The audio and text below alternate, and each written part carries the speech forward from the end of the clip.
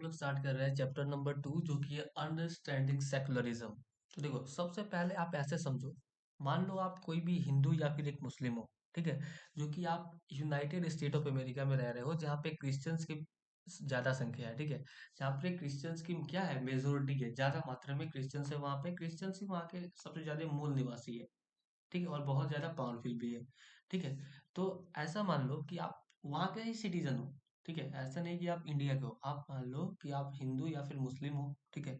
मान लो आप हिंदू ही हो, आप यूएस के सिटीजन भी हो, ठीक है, आपको नागरिकता भी मिल चुका है वहाँ का, ठीक है। फिर भी आपको कोई भी जो है अपने घर को रेंट पे देना नहीं चाह रहा है, ठीक है। तो आपको कैसा महसूस होगा, ठीक है। वही यहाँ पे जो चीजें बताई गई वही बता रहा हूँ, ठीक है। कि आपको ऐसा रिसेंटफुल, क्या आपको काफी तकलीफ नहीं होगी, क्या आपको शर्मिंदगी महसूस नहीं होगी, क्या आपको ऐसा नहीं लगेगा कि यार क्या मैं कहाँ आ गया, कैसा यहाँ पे नियम है, क्या कैसे लोग हैं यहाँ पे, ये आप नहीं सोचोगे, ठीक है। ये सोचो आप, ठीक है। तो रिसेंटफुल का मतलब क्या होता है? रिसेंटफुल का मतलब होता है क्रोधित। क्या? क्रोधित, ठीक है। आपको बहुत ही ज्यादा गुस्सा आएगा, ठीक है। आप क्या सोचोगे? आप सोचोगे कि चलो मैं जाता हूँ और डायरेक्ट मैं क्या करता हूँ, इनका कंप्लेन कर देता हूँ कि ये लोग मुझे घर नहीं दे रहे हो। लेकिन जैसे ही आप कंप्लेन करने जाते हो तो आपको बताया जाता है कि एक काम करिए, आप जो है वापस इंडिया चले जाइए, ठीक है।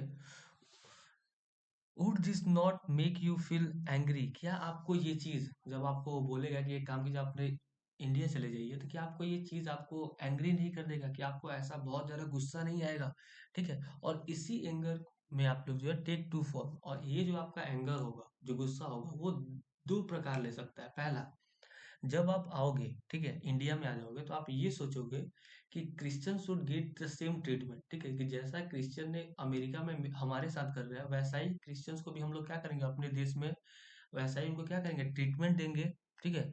जहाँ पे मुस्लिम या हिंदू क्या है, मेजोरिटी में, ठीक है। वहां पे क्या था, क्रिश्चियंस मेजोरिटी में थे, तो वो लोग क्या कर रहे थे, आप हिंदू या मुस्लिम हो, आपको नहीं दे रहे थे रूम। आप भी आओगे, सोचोगे कोई भी ऐसा जगह जहाँ पे हिंदू या मुस्लिम का मेजोरिटी ज्यादा होगा, वहां पे क्या होगा, मैं भी अब क्रिश्चियन के साथ ऐसा ही करूंगा, मैं भी उनके साथ क्या करूंगा, अत्याचार करूंगा, जैसा उन्होंने हमारे साथ किया, ठीक है। This is a form of retaliation, ठीक है। रिटेलिएशन, यहाँ पे आप लोग वर्ड मीनिंग देख सकते हो, ठीक है।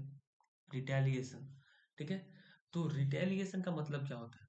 रिटेलिएशन का मतलब होता है प्रतिशोध, बदला। तो इसको हम लोग क्या कहेंगे, बदला कहेंगे। कि वहां पे आपको उसने रूम नहीं दिया तो आप भी अपने देश में नहीं दोगे, तो ये क्या हुआ, एक प्रकार का बदला हुआ, ठीक है। या फिर आप क्या कर सकते हो, ठीक है, और might you take the view that there should be justice for all. या फिर आप ऐसा सोच सकते हो कि वो लोग तो अन्याय कर ही रहे हैं, पर हम लोग क्या करेंगे, जस्टिस करेंगे, ठीक है। सबको इक्वल ट्रीट करेंगे हमारे देश में, चाहे वो किसी भी धर्म का हो, ठीक है। You might first start that no one should be discriminated against on the ground of their religious practice and belief. आप ये पहले में सोचोगे, ठीक है।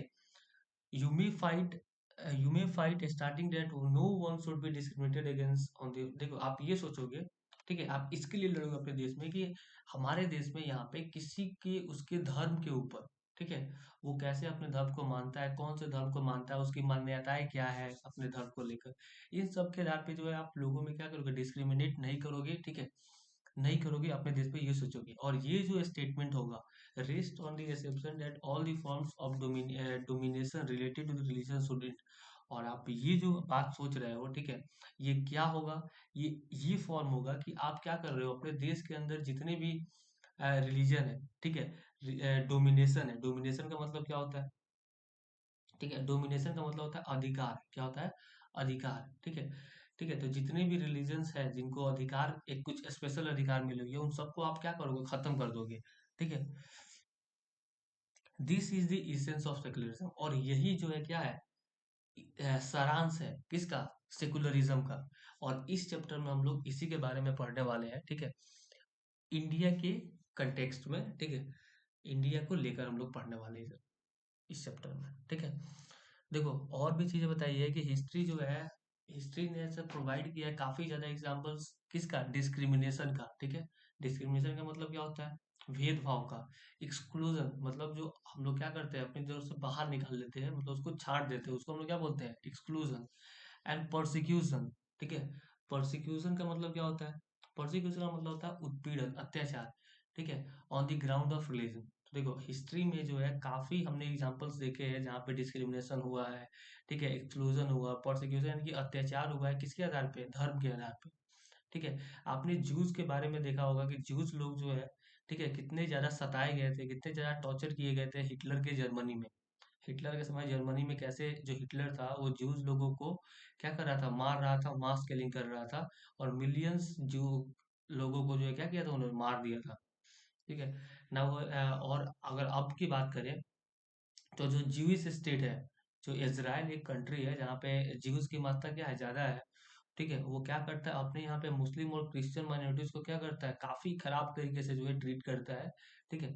और सऊदी अरेबिया की बात करें तो जहाँ वहाँ पे नॉन मुस्लिम्स को जो है अलाउ ही नहीं किया गया अपने टेम्पल मंदिरों को बनाने के लिए, चर्च को बनाने के लिए, और ना ही वो लोग पब्लिक प्लेसेस पे क्या कर सकते हैं, अपना प्रेयर कर सकते हैं। तो ये सब किसका एग्जाम्पल है? डिस्क्रिमिनेशन का, एक्सक्लूजन का, परसिक्यूशन का, ठीक है। परसिक्यूशन यानी कि, परसिक्यूशन का मतलब क्या पता है आपको? परसिक्यूशन का मतलब आप लोग याद कर लो, लिख ही लो वहां पे, ठीक है। क्या कर लो, लिख लो। परसिक्यूशन का मतलब होता है उत्पीड़न, अत्याचार।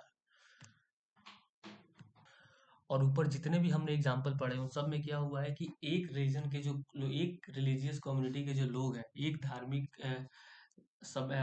क्या बोलते हैं उसको, कम्युनिटी का मतलब समुदाय, एक धार्मिक समुदाय के लोग को क्या किया जा रहा है, ठीक है, उनको डिस्क्रिमिनेट किया जा रहा है, ठीक है, प्रोसिक्यूट किया जा रहा है, यानी कि उत्पीड़न किया जा रहा है, अत्याचार किया जा रहा है, किसके द्वारा? दूसरे रिलीजियस कम्युनिटी के द्वारा। यानी कि जिस रिलीजियस कम्युनिटी का संख्या ज्यादा है, पॉपुलेशन ज्यादा है, ठीक है, वो लोग क्या कर रहे हैं, कम पॉपुलेशन वाले रिलीजियस कम्युनिटी में क्या कर रहे हैं, डिस्क्रिमिनेट करते हैं, ठीक है, उनको सताते हैं, ठीक है, अत्याचार करते हैं उनपे। और यही जो चीज है, this act of discrimination take place more easily, और ये जो डिस्क्रिमिनेशन है, ठीक है, ये जो भेदभाव है, ज्यादा जल्दी और कब हो जाता है? जब किसी स्टेट क्या करने लगता है, जब कोई सरकार क्या करने लगती है, किसी एक ही रिलीजन को जो है अपना ऑफिशियल रिलीजन, अपना ऑफिशियल धर्म जो है क्या करती है, मान देती है कि हाँ, हमारी ये सरकार इस धर्म को ही मानती है। अगर ये ऑफिशियल रिकॉग्निशन मिल जाता है स्टेट के द्वारा, तब ये डिस्क्रिमिनेशन जो है काफी आसानी से जो है क्या होता है, बढ़ जाता है, ठीक है।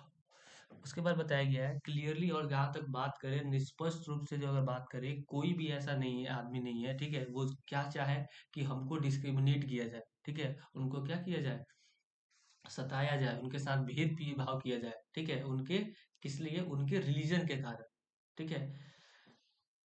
तो आप क्या ऐसा सोच सकते हो कि इंडिया में क्या ऐसा है कि स्टेट जो है रिलीजन के आधार पे अपने लोगों से डिस्क्रिमिनेशन करती है, ठीक है? क्या सरकार, ठीक है, धर्म को लेकर इंडिया में क्या लोगों को डिस्क्रिमिनेट करती है? क्या लोगों को उत्पीड़न करती है, लोगों को सताती है, या फिर लोगों में भेदभाव करती है? तो बिल्कुल नहीं है, ऐसा हमारे कंट्री में होता ही नहीं है। स्टेट के पास पावर ही नहीं है कि वो किसी एक धर्म को क्या करे, बढ़ावा दे पाए, या फिर दूसरे धर्म को सताए, या फिर डिस्क्रिमिनेट करे, ठीक है। यही खासियत है सेकुलरिज्म का।